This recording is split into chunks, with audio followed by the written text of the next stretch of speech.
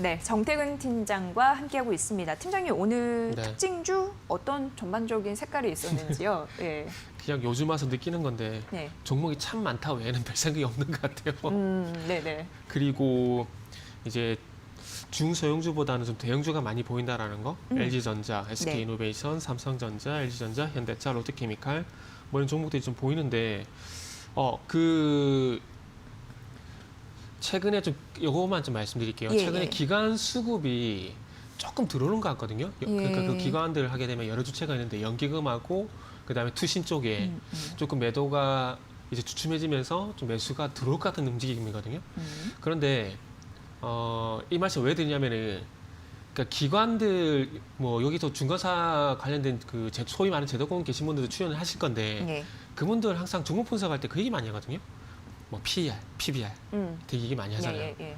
그래서 아마 기간 매수가 만약에 들어오게 된다라면은 아마 저평가 얘기하면서 저퍼라든지 저 PBR 종목들 되게 얘기 많이 할 것 같아요. 아, 그래서 그런 종목들 쪽으로 아마 연말까지 한번 보시는 게 좋지 않을까 생각이 되는데 대형주 보면서 번뜩 그 생각이 드네요. 그렇네요. 네. 최근에 뭐 실적이 개선되고 또 밸류에 대한 매력이 있는 대형주를 중심으로 또 관심이 급증하고 있는데 그러한 흐름들도 네. 예, 기관의 매수 이런 거 잘 봐야 될 것 네. 같습니다. 네.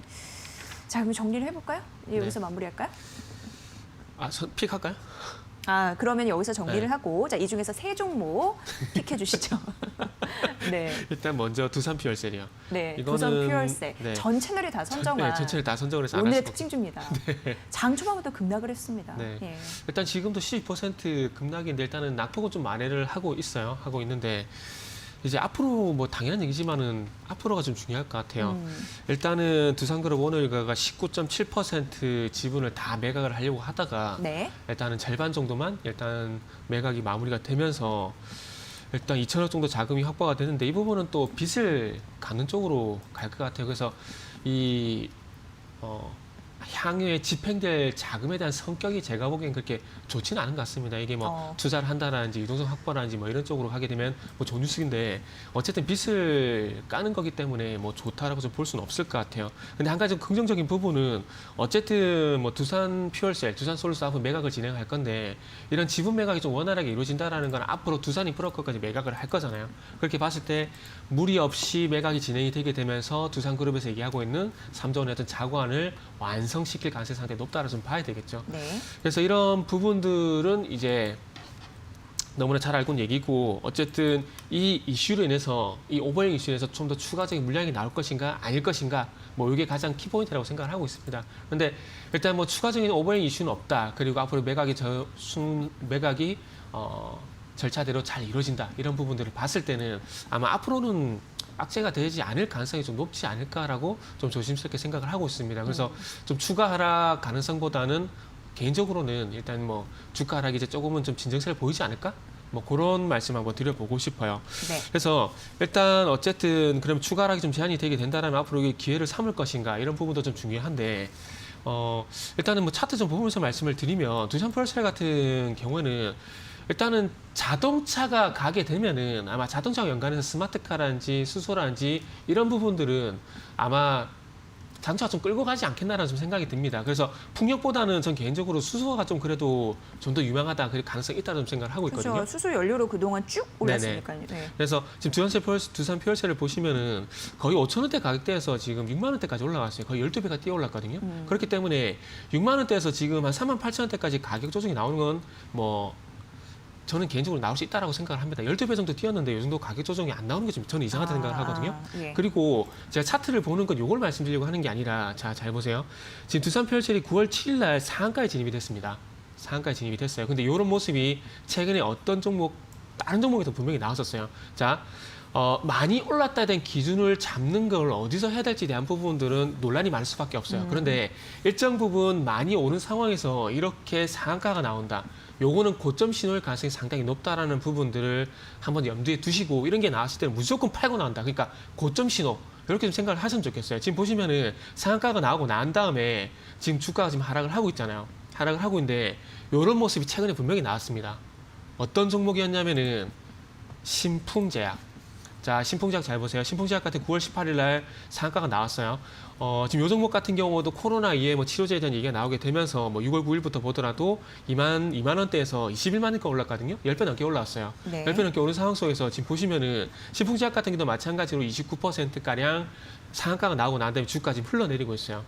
그러니까 제가 이걸 왜 보여드리냐면은 두산표현세 오버행 이슈도 상당히 중요하겠지만 실질적으로 오버행 이슈로 인해서 주가가 어떻게 될 것인가도 중요하고, 그리고 이 오버행 이슈가 나오기 이전에 중요한 건 두산표현세는 주가 고점 신호가 이미 나왔다라는 겁니다. 이 주가 고점 신호에서 만약에 팔고 잘 나왔다라면은 이 오버행 이슈가 나한테 닥칠 악재가 전혀 아니었다라는 거죠. 그래서 그런 측면에서 보통 종목들이 고점 신호가 나온 건 여러 가지 모습으로 나옵니다. 근데 그 여러 가지 모습 중에서 한 가지가 요 두산표현세라든지 조금 전에 보여드린 신풍제약처럼 상한가가 나왔을 때 고점 신호가 된 경우가 많거든요. 그리고 좀 더 과거로 가보자면은 2017년 8월달 같은 경우도 신라젠이 결국 고점에서 상한가가 발생되면서 주가가 꺾여버렸거든요. 그래서 이런 상한가는 추정 매수할 수 있는 상한가가 아니라 추격 매수했다가 물릴 수밖에 없는 상한가라는 점을 말씀을 드리고 싶어서 오늘 두산표현세를 첫 번째 종목으로 선정했습니다. 네, 중요한 말씀을 해주신 것 같습니다. 사실 한 달 전만 하더라도 네. 62,000원씩 가면서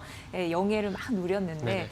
한 달 만에 38,000원까지 고꾸라진 흐름들이 있었습니다만 어쨌든 이 지분 매격으로 인한 그 오너 일가 말씀드리는 건데요. 네. 오버행 이슈에 따른 주가 하락, 그러니까 추가 하락이죠. 이 부분은 좀 제한적일 것이다라고 네. 정리를 해보면 될 것 같습니다. 네, 두산 퓨얼세 오늘 외국인과 기관의 동반 매도가 어제에 이어서 오늘 나온다라는 점도 제가 좀 말씀드릴게요. 이제 두 번째 종목 가보도록 하겠습니다. 네, 두 번째 종목은 네. 삼성전자인데요. 제가 이 방송에서도 말씀을 드렸는지 모르겠는데 저는 개인적으로 어느 방송을 가더라도 삼성전자보다 현대차를 좋게 얘기하고 삼성전자 되게 안 좋게 얘기하거든요.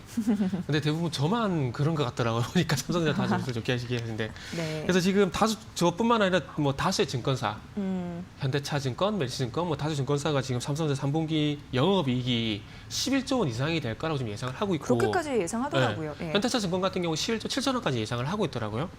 아, 그래서 이건- 현대차증권이요? 네. 예. 그래서 목요일날 뭐 잠정 실적이 발표가 되면 얼마 영업이 나은지를 확인할 수가 있는데, 저는 개인적으로 디램이나 스마트폰 관련 사업부가 그렇게 좋은 상황이라고 생각은 안 들거든요.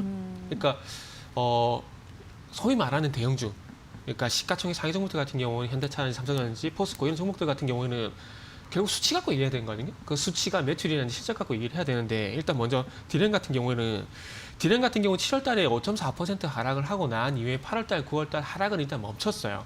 그러나 2분기보다 좋아지려면은 하락이 멈춘 게 아니라 상승을 해야 더 좋지 않을까요? 전 그런 생각이 들어요. 예. 그런 생각이 들고 지금 4분기에도 마찬가지 서버용 디램이라든지 디램 가격의 전망치가 그렇게 좋지는 않아요. 그렇다면 과연 외국인들이 삼성 그런 전망이 있는 상황 속에서 과연 삼성전자가 살까? 하반기에. 네, 예. 아니라고 생각이 들거든요. 그리고 스마트폰 같은 경우에 물론 저가 폰은 많이 팔렸을 거라고 생각이 듭니다.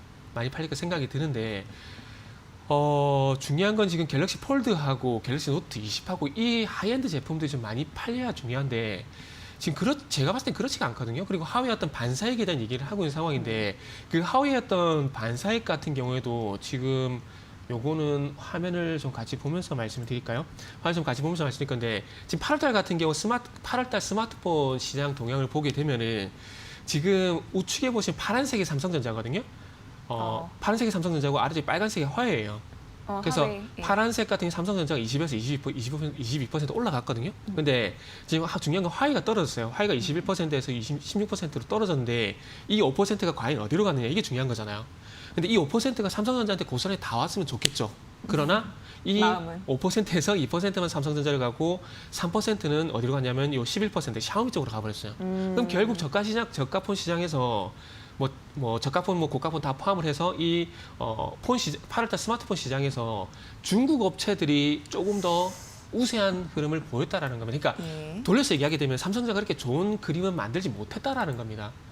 2% 점유율이 올라갔다고 스마트폰 사업의 영업이익을 2조 원대에서 4조 원까지 올린 게 맞나? 전 그런 생각이 들거든요. 물론 만약에 11조 원이 나게 되면은 제가 목요일날 잠정실적 발표할 때 오전에 출연을 해요. 그때 갔을 때 진짜 증권사 예상처럼 11조 원이 나오게 되면 제가 할 말이 없어진 상황이지만, 네. 중요한 건 이런 상황들을 봤을 때 주된 캐시카우가 반도체, 스마트폰이라는 부분들을 봤을 때 월등하게 나아진 점이 없다라는 겁니다. 그리고 지금 또 중요한 건 수급인데, 지금 삼성전자 뭐 11조 간다 얘기를 하고 뭐 그 리포트 상위 조정을 다 하고 있잖아요. 그런데 지금 여기 화면을 보시면 수급도 볼 건데 죄송합니다. 현대차네요.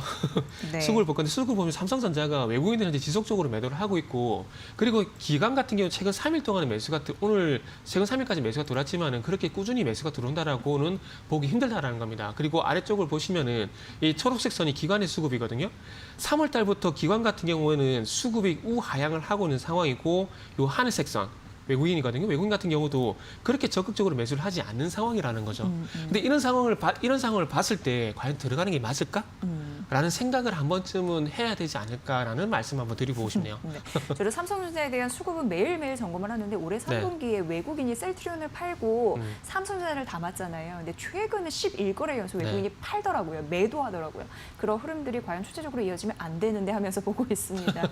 네, 모쪼록 뭐 잘 갔으면 좋겠는데. 최근에 그래도 하이닉스 갔다가 또 10월 달에서 또 돌아온 거예요. 그러니까 수급 계속 왔다 갔다요. 그렇군요. 네. 수급도 변동성이 있고 네네. 뭘 또 골라야 될지 아무튼 조언 좀 부탁드리는데 자, 세 번째 종목 가보도록 네. 하겠습니다. 예. 나머지는 하이트 진로인데요. 네. 아까 전에 우리가 서두에 좀 우스갯소리 했었는데 예.